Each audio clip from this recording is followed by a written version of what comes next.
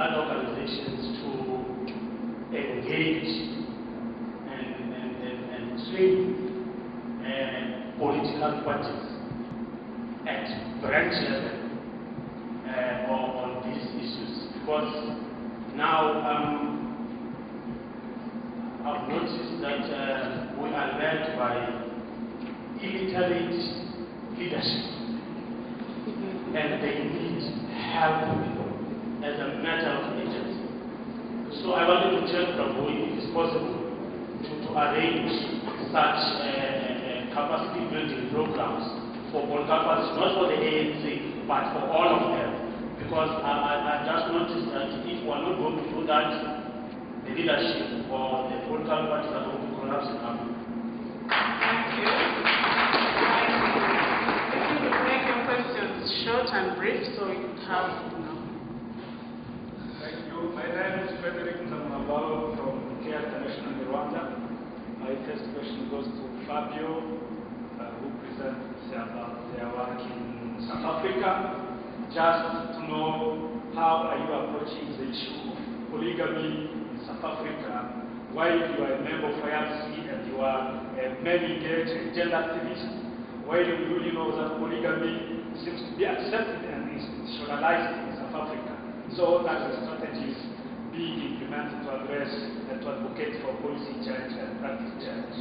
My second question goes to Leo from Zimbabwe.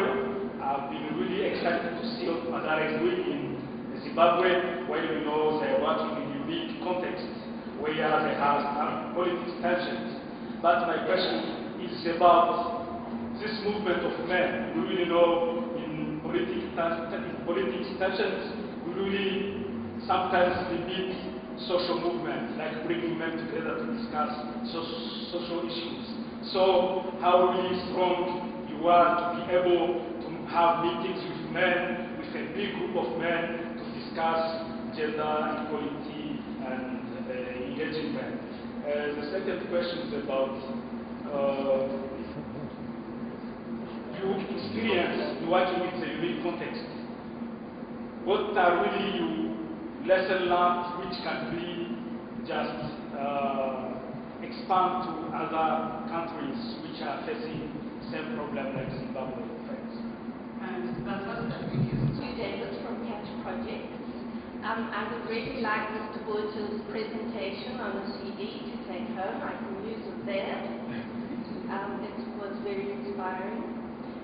What I really believe when we talk about women, violence against women and girls, that we should rather change it to women and children, or women and girls and boys. Because boys are, in my experience, as vulnerable as the girls, and they need to be seen in any code of action that we have. Also, I think in South Africa, am I right, that there's a dearth of training materials for children around gender? I know now stepping stones, but I was interested in Fabio's material to know if anybody could help with that. Thank you. Thank you. And lastly, we have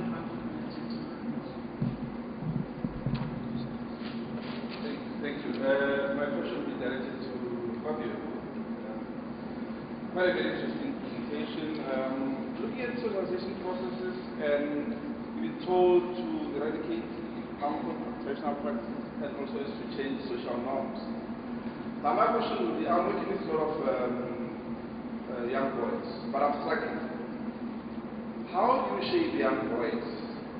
Within the context of African context, I don't know how familiar with that. And also, we start necessarily sending out conflicting or contradicting messages. For example, if the two videos, you look at South African videos, quite vibrant activism. You take India one, quite harmful. Let me tell you that the two different contexts. In South Africa, how do they shape young boys in the context of this violent society? Thank you. Thank you. We will give the panelists a chance to. So the first question about South Africa and polygamy. As far as I know, we've never really done Program H in South Africa. We have some experience in other African countries. So I think I will allow Sanke to talk about South Africa specifically. We have run up against it in other countries, and that's, you know, if you're asking me how do we deal with it, I truly do not know. The way we work is we work with local organizations to adapt our materials and to conceptualize, and they generally implement those trainings themselves. Promundo does not have, or it doesn't really have any intention of having offices outside of Brazil. So basically we try to work with local organizations or organizations based in country to adapt our materials and work with them to do these trainings and evaluate them. But we talk about multiple concurrent partnerships all the time, and what does that mean when you have polygamy? How does that work out? And I guess, I mean, there's other questions around which are much harder, which are questions that I think have to be dealt with within the context. The questions about fidelity and about and partnerships. And how do we work with that? Personally, I would not say that there's necessarily something against polygamy, but I think we have to look at everything through this gender lens and look at it. What does it represent in terms of the norms that we're brought up with, and inequality or equality between men and women. The other question was about materials for. Our materials for MenEngage are developed for youth 14 and up, primarily. We have not worked specifically with this material exactly with youth younger than this. We have started to work a little bit with sexual exploitation issues, working with very younger men and boys at 10 to 14 approximately. And we're looking more and more at working with younger age groups, understanding that there is, when we get them at 14, 15, 16, they've already gone through a huge process of gender socialization.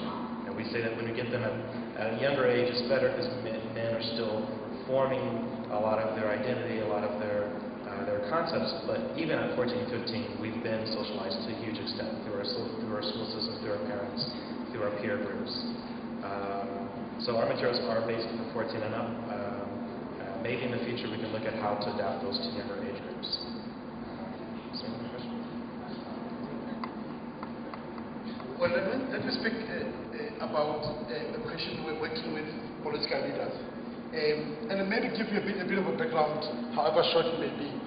When we went to court the first time, when we took Malema to court, we were called by the African National Congress Secretary General, Comrade Gwede Mantashe. And we met Reverend Bafana Kumalo, who's one of the co-founders and the co-directors of Sonke. We went to see him at Lutude House. And in our discussion with the Secretary General, one of the things that we expressed was that other than the court processes, we would want to engage the ANC leadership, but also the branches of the Youth League, and not only the Youth League, but also every other person in the ANC. And we must accept that the ANC is one of the largest political parties in the country, and it's the ruling party. So we said to him, Comrade GS, we are prepared, ready, we want to work with you. There are many things that could have happened. We could have burned the bridges by going to court. It was a principal matter. There's a risk that Gwede Mantashe and the ANC may not want to see us again. That's a risk we took.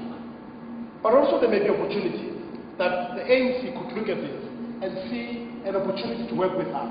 Let me give you also an example. Yesterday, Gary and I and other colleagues, Lydia from Uganda, and Dr.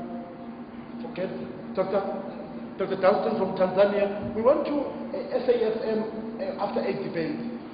Interestingly, one of the callers was the Minister of Education, Umamu Njimutefa.